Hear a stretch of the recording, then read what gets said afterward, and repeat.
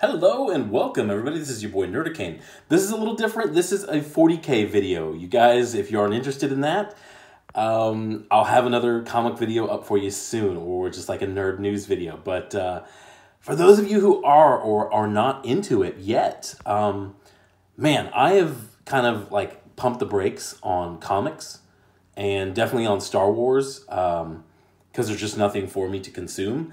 And I've kind of gotten into Warhammer and into Warhammer 40K. I am having such a blast with these dumb, expensive little models. The community, learning about the lore, learning about the background of the series, of what's going on, what came before. All the videos like Snipe and Wib on YouTube, Arch Warhammer, Chapter Master WAAAGH, God, I know there's other guys who I'm forgetting about. I'm sorry if I'm forgetting about you. But go check out their videos as well. They do a lot more into this. And I'm just sort of going to get into what I've been doing. I've chosen my army. My army is going to be the orcs. The mighty orcs. These are the evil sons. Now, I picked the evil sons because they are speed freaks. They like speed. They get a little more, they get a little bit of a speed boost in battle. And that's sort of, you know, I'm definitely a racing fan. I'm somebody who likes cars, all sorts of cars, from, you know, your exotic hypercars to muscle cars to even the new electrics. I like it all. And the orcs are they kind of appeals to me because they have this sort of ramshackle look to their vehicles. Now, this is a game. This is a board game. One of the cool things I've kind of learned about 40K is they have their battles, they have their models, they have their sets and their armies. But on the side, Games Workshops will do something like this. This is Speed Freaks. This is a completely different. This is like a board game that uses the vehicles from the orc army. Now, a lot of times they'll do things like this where it's like big mechs. They have an aerial-based one that I don't know if it's out yet or not, but it's coming. Seems really, really neat. But this one is more of a of a tabletop game that's more of a board game, all included in this. Now, I bought this. I got a discount from the place that I buy my stuff at. But you get, I think you get one of these. This is a Boomoblasta. This is a shock jump dragster. You don't get, this is I think a Rucka Truck Squig Buggy. You don't get one of those, but you get biker knobs, which are motorcycles. And it's just, I haven't played this yet, but I just got this, and I haven't even put the models together because I want to get my boys done. These are my orc boys. They're going to kind of look like that, except they're going to have the red and yellow pattern of the evil sons. Like I said, you know, I'm a very detail-oriented person. I like to get down and paint the dumb little, you know, the little belt buckles on this guy. I like to get down and do that. If you've ever found an interest in these and in these miniature games, and it just like, it's a little bit, yeah, it is a little bit intimidating getting into it because this has been around for 20 plus years, and there's old heads who have been in it. But it's really one of the most inviting and welcoming communities, nerd communities I've ever seen.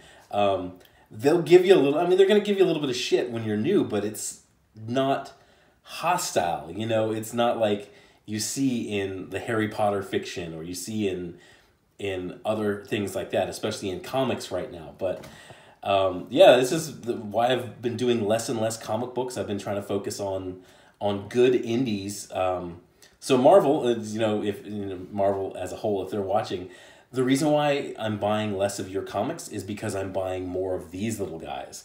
More paints. It is a little expensive to get into it, but you can sort of build a small army, probably under $100, and you could have, even if you're doing it, like each one of these little guys has a point value, and then the weapon he carries has a point value as well. This little dude with the big shooter has a different point value than, say, this guy, and then, say, this guy. You know, they have certain point values. So the game is divided into point values, the little units. So you can see tiny little 500-point battles, which I think is called Kill Team. It's a smaller type type of game. You can see 1,000 point games. You can see 1,500 point, 2,000. Somewhere on YouTube, there's a 20,000 point battle, which was pretty dope. I watched recently. It's nerd stuff. But yeah, I'm really enjoying it. I bought this rig, so I could paint them. It has a little magnifying glass, so I could paint them. Basically, I took a nail. You can paint them. There's a couple different ways you can do it. You can go basic, just get the color on it, and then get them out there on the battle, and people aren't really going to ridicule you for that. Or you can do like me, where I'm trying to go super in detail, super in these things. I've been working on this guy for about 3 weeks, but not straight, but I mean just off and on. And I still got to go in and do more highlights on him. But nobody's really, they'll kind of give you crap if, you know, if you're constantly bringing the gray. So this is the gray that they come off the sprue. This is, I've primed this dude's little legs. I basically took this stuff that you would use for the dorm walls to stick up a poster on the end of a nail. And then this little rig that I bought for 14 bucks off of Amazon, with the magnifying glass and the light and two little pinchers. I bought that for 14 bucks. That helps me immensely to get in there and get all those little details. And I can just pop him right off there, and this adhesive's not going to do anything, not going to damage it at all. But yeah, I'm really enjoying it. I just bought this stuff, the data cards, today. I stopped in over at the Games Workshop store, the official Games Workshop store over in Sandy Springs. Big shout out to the person there. It's a one-person shop. It's run by one person. I totally salute that guy, because that is not an easy gig. But I hope he's really successful in it. And I'm gonna probably because of that, I'm probably gonna start buying my stuff from there. Tiva's down there. She's shredding a box. She shredded the backside of those orc boys. But yeah, I've spent some money on this, money that could have been going to the comic book industry, and I'm happy to spend it somewhere else on a hobby that loves me and wants to invite me in. But yeah, this is kind of a new series I'm going to do. I'm going to kind of chronicle my getting into this, and I haven't fought a battle yet. I haven't had an actual battle yet. I'm trying to paint up probably about a 1,000 point team, and then the guy, sorry, I can't remember your name right now, the guy over at the Games Workshop is like, yeah, come on in, dude, we'll do a battle. I'll take you through your first battle. Once again, doing what these shops that would have been, you know, it would have been a comic book shop / any comic book shop should stop being a comic book shop exclusively. The one that I go to in Marietta is an exclusive comic book shop. And it's really surprising that they do really well, but they do.